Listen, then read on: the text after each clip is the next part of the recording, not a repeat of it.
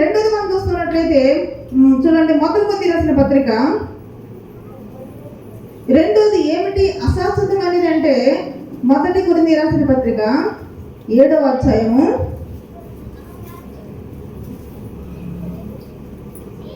29 ధ్యానం చేసుకుందాం. సహోదరులారా, నేను చెప్పినది ఏమనగా, కాలము సంకుచితమై ఉన్నది. హల్లెలూయా.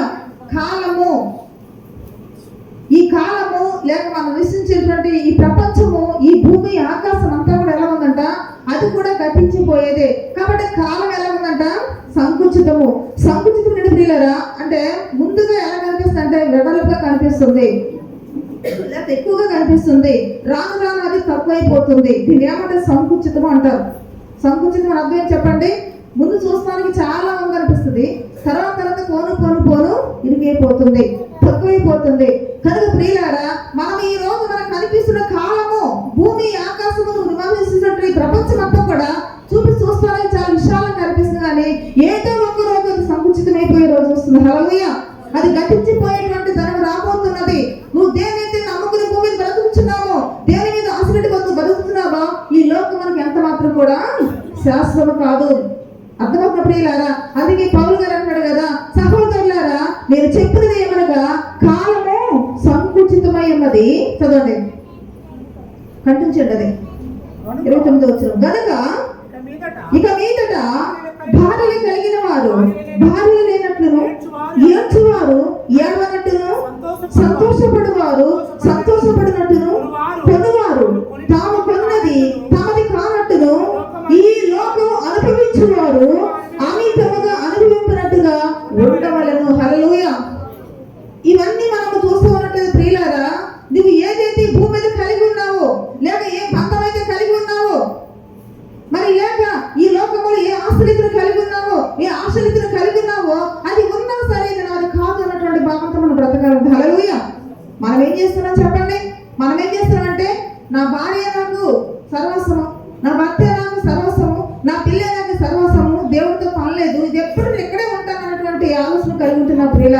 అందుకే దేవుడు ఏమంటున్నంటే, ఈ లోకం అనుభవించేవారు ఎలా ఉండాలట, మితముగా అనిపించాలట, అంటే తక్కువగా అనిపించాలి. అర్థమవుతున్న ప్రియులారా, ఈ లోకంలో నీకు ధనం ఉండొచ్చు, ధాన్యం ఉండొచ్చు, పొలములు ఉండొచ్చు, బిడ్డలు ఉండొచ్చు, నీకు సమస్య ఏ బుద్ధిలో ఉండొచ్చు కాదనిది. కానీ అవి ఉన్నా సరే ఎప్పటికైనా వీటిని విడిచి నేను వెళ్ళిపోవాలి, ఇదంతా అంతమైపోతున్నట్టు ఒక ఆలోచన కలిగి ఉండాలి. హల్లెలూయా.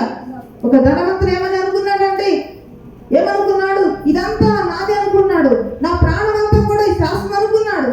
ఒక రాత్రి అతని ప్రాణం వెళ్ళిపోయినప్పుడు అతను పండించిన పంట ఏమైపోయింది ప్రియులారా. అందుకని నేనేమంటానంటే, ఈ లోకంలో ఏదైతే మనం కలిగి ఉన్నామో, ఏదైతే మనం ఈ లోకం అనిపిస్తున్నామో, అది ఎప్పటికన్నా నాది కాకుండా అయిపోతుంది అన్నటువంటి ఆలోచన కలిగి ఉండాలి. హల్లెలూయా. అందుకే లోకం అనుభవించేవారు ఎలా ఉండాలంట, మితముగా అనుభవించాలి. మితం అంటే తక్కువగా, నువ్వు ఎంతవరకు బ్రతకాలో నువ్వు అంతవరకే బ్రతకాలంటే, అప్పుడే నీకు నువ్వు ఎక్కడి నుంచి వచ్చావో ఆయన గుర్తొస్తాడు. హల్లెలూయా. లోకములో మనము ఇన్వాల్వ్ అయిపోయి, లోకములో విడుదలైపోయి, లోకములోనే మనం జీవించు ఎక్కడైనా బ్రతకనుకుంటే ఇదే శాస్త్రం ఉంటే ప్రియులారా, మనం ఎక్కడి నుంచి వచ్చామో ఆయన మనం మర్చిపోతే ప్రమాదం ఉంటుంది. హల్లెలూయా. కాబట్టి మొదటగా ఏది అసౌకర్యం అనుకున్నా మనము, మన జీవితము, మన ప్రాణము, మన బ్రతుకు ఎంత మాత్రం కూడా శాస్త్రం అనేది కాదనుకున్నాం. హల్లెలూయా. రెండోది, ఈ భూమి మీద ఉన్నటువంటి ప్రతి ఒక్కటి, ఇలాగే కాలము, ఇలాగ ఈ ప్రపంచమంతా కూడా ఏదో ఒక రోజు అంతమైపోయే రోజు వస్తుంది. మనమే కాదండి, క్రైస్తవులే కాదు, అన్ని మతస్థులు కూడా ఏదో ఒక రోజు ఇదంతా అంతమైపోతుంది అనుకుంటున్నారు. ఒకవేళ మనకు కావాలని చెప్తున్నా అనుకుంటా ప్రియులారా, ప్రతి గ్రంథము చెబుతుంది ఏమని. మనమేమో దేవుని యొక్క రాకనంటాము, వాళ్ళంటే కలిగంతం అంటారు. అంతే, అంటే ఏదన్నా ఒకటే అర్థం వస్తుంది కదా. అంటే ఏదో ఒక రోజు దేనికి అంతం చెప్పండి, మనం నివసిస్తున్నటువంటి ఈ ప్రపంచానికి అంతం ఒకటి రాబోతున్నది. కాబట్టి ఇది ఎంత మాత్రం శాస్త్రం మాత్రము కాదు. అయితే ఇంకో కూడా మాట చూసినట్లయితే, మరి మొదటి యోహాను పత్రిక 2వ అధ్యాయము 17వ వచనం చూడండి. మొదటి యోహాను పత్రిక 2వ అధ్యాయము 17వ వచనం.